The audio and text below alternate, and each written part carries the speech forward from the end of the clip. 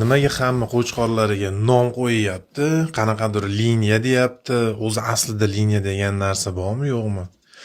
Men ham hozir liniya bilan nom qo'yib chiqaman mashlarga. Kanal yoqyaptimi yo'qmi?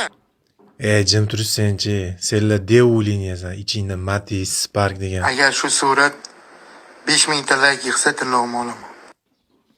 Jim tur, yomon shustri bo'lib ketishyapsan. Senlar liniyang ham yo'q. Xullas qaranglar, mana shu narsa qanaqa shakllanib qoldi. O'zi aslida kimnidir nevarasi, kimnidir chevarasi, qo'y bir yilda 2 marta tug'adigan narsa bo'lsa, yaqinda adashib ketasizlar, miyalar ham jingalay bo'lib qoladi. Nevarasi, chevarasi, evarasi deb. Bu narsani yig'ishtiringlar, kerak emas. Bo'lmasa pasport stol ochib olinglar. Uyat emasmi? Yoshingizni qarang, uyat emasmi? To'g'risi hamda tasavvur qilinglar, qo'ylar yetalab pasport olgani boryapti odamlar.